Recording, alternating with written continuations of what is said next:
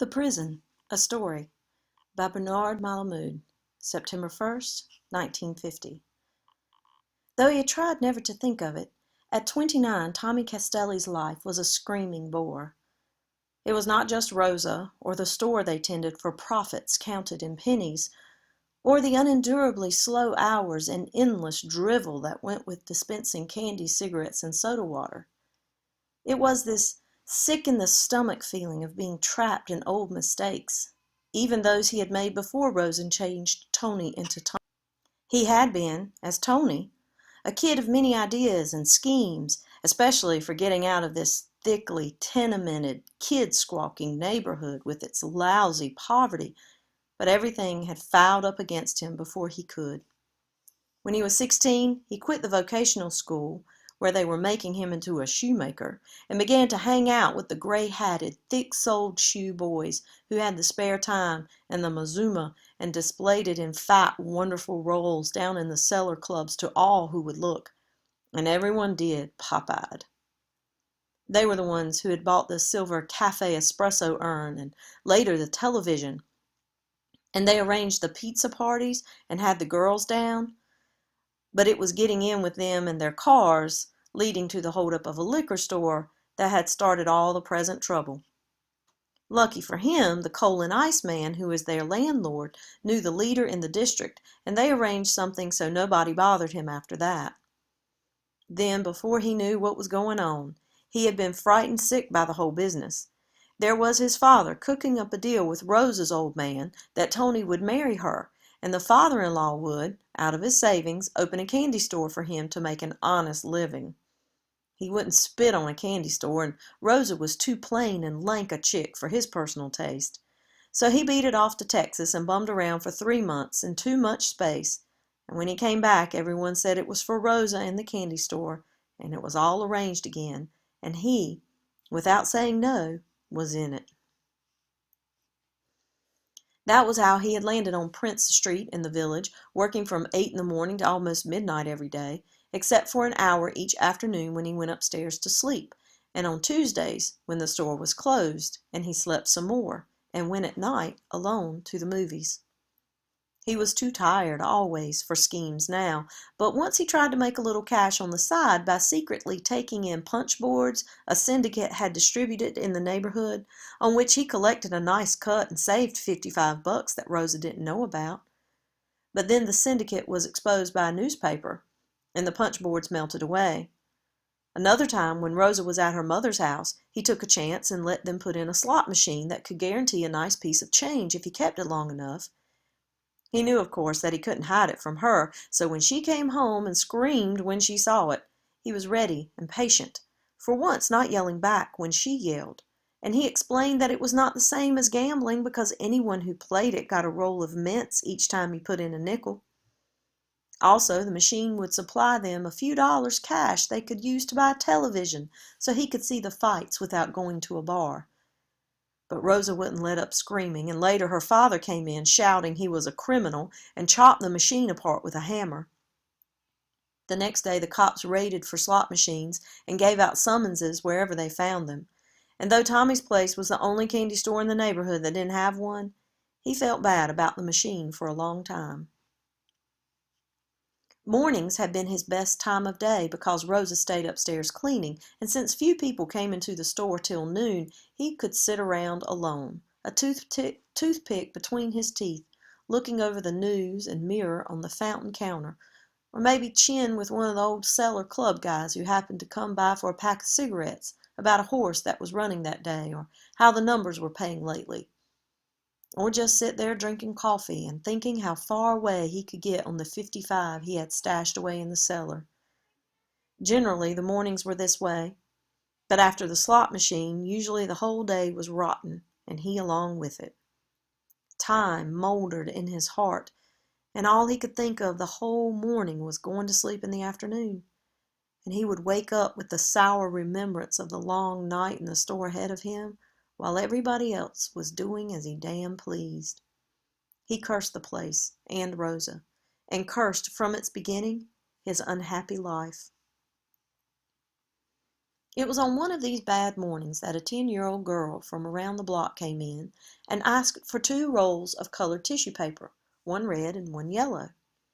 He wanted to say go to hell and stop bothering, but instead went with bad grace to the rear where Rosa, whose bright idea it was to handle the stuff, kept it.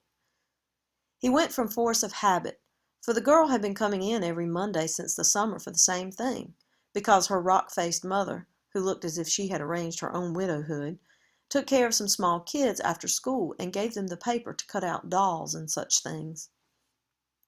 The girl, whose name he didn't know, resembled her mother, except her features were not quite so sharp, and she had very light skin with dark eyes.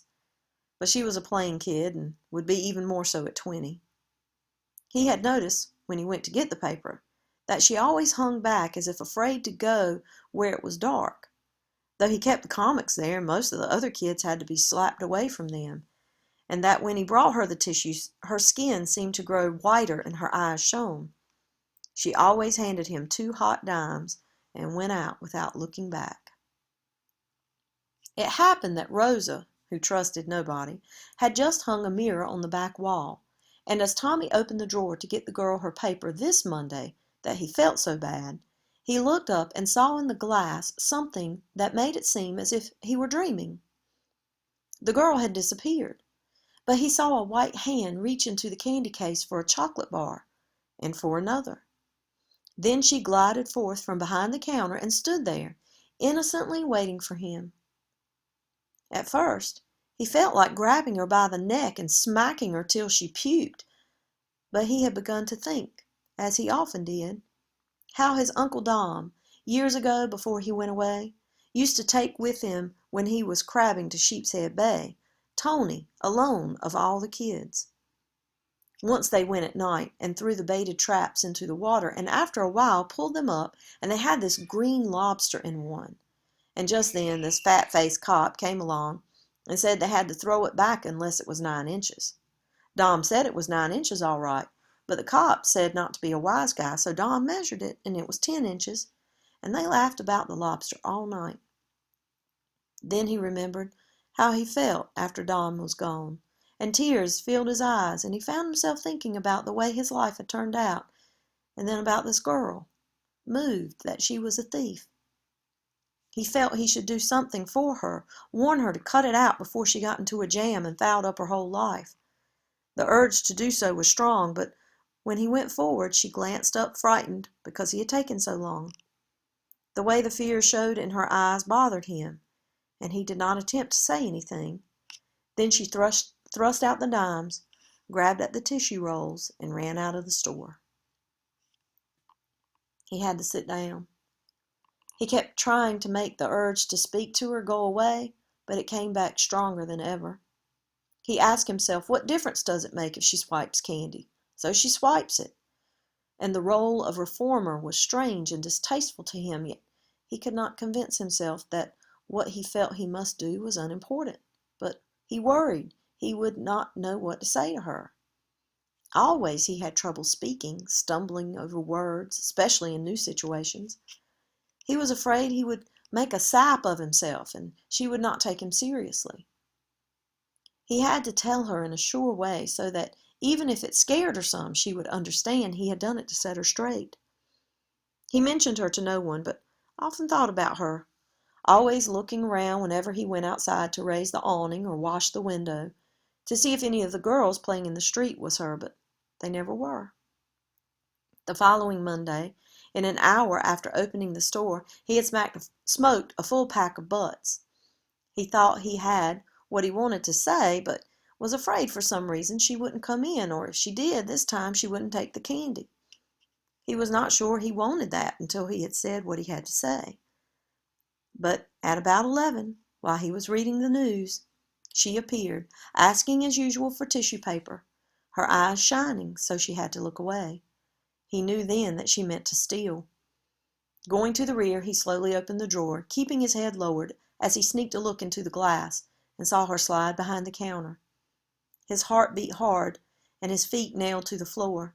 He ransacked his mind to recall what he had intended to do, but it was like an empty room, so he let her, in the end, slip away and stood tongue-tied, with the dimes burning his palm. Afterwards he explained it to himself that he hadn't spoken to her because it was while she had the candy on her, and she would have been more scared than he wanted. When he went upstairs, instead of sleeping, he sat at the kitchen window looking out into the backyard. He blamed himself for being too soft, too much chicken, but then he thought, no, there was a better way to do it. He would do it indirectly, slip her a hint he knew, and he was pretty sure that would stop her.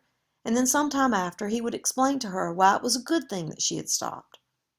So next time he cleaned out the particular candy platter she helped herself from, thinking she would get wise he was on to her.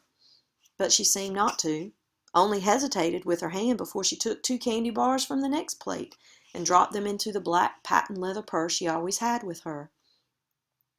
The time after that he cleaned out the whole top shelf, and still she was not suspicious, and reached down to the next and took something different.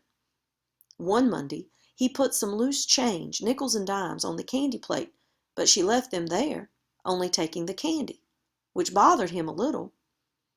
Rosa asked him what he was mooning about and why he had all of a sudden taken to eating chocolate bars. He didn't answer, and she began to look suspiciously at the women who came in, not excluding the little girls, and he would have gladly rapped her in the teeth, but it didn't matter as long as she didn't know what was what. At the same time, he figured he would have to do something decisive soon, or it would get harder for the girl to stop stealing. He felt he had to be strong about it. Then he thought of a plan that satisfied him. He would leave just 2 chocolate bars in the plate and insert under the wrapper of one a note she could read when she was alone. He experimented on paper, printing many messages to her, and the one that seemed best he cleanly copied on a strip of cardboard and slipped it under the wrapper of 1 chocolate bar. It said, "Don't do this any more, or you will suffer your whole life." He puzzled over whether to sign it "A Friend" or "Your Friend," and finally chose "Your." This was on Friday, and he could not contain his impatience for Monday, but on Monday she did not appear. He waited for a long time until Rosa came down. Then he had to go up, and the girl still hadn't come, and he was intensely disappointed because she had never failed to come. He lay on the bed with his shoes on and stared at the ceiling. He felt hurt, disillusioned, the sucker she had played him for and was now finished with because she probably had another. The more he thought about it, the worse he felt. He worked up a splitting headache that kept him from sleeping. Then he suddenly slept and woke without it. But he had awakened depressed, saddened. He thought about Dom getting out of jail and going away God knows where. He wondered whether he would ever meet him somewhere if he took the $55 and left. Then he remembered Dom was a pretty old guy now, and he might not know him even if they did meet. He thought about life. You never really got what you wanted, no matter how you tried to make mistakes and could never get past them. You could never see the sky and the ocean because you were locked in a prison, except that nobody called it a prison. And if you did, nobody knew what you were talking about, or they said they didn't. A pall settled over him. He lay motionless, without thought or sympathy for himself or anyone. But when he finally went downstairs, ironically amused that Rosa had permitted him so long a period of grace, there were people in the store, and he could hear her screeching at the top of her lungs. Shoving his way through the crowd, he saw in one sickening look that she had trapped the girl with the candy bars and was shaking her in such fury that the kid's head bounced back and forth like a balloon on a stick. With a curse, he tore her away from the girl, whose sickly face showed her terrible fright. "What's the matter?" he shouted at Rosa. "You want blood?" "She's a thief!" Rosa screamed. "Shut your filthy mouth! A dirty, rotten thief!" To stop her yowling, he rapped her with his knuckles across the mouth, but it was a harder blow than he had intended. Rosa fell back with a gasp. She did not cry, but looked dazedly around at the people and tried to smile. And everyone could see her teeth were flecked with blood. "Go home," Tommy ordered the girl. But then there was a commotion near the door, and her mother came into the store. "What happened?" she said.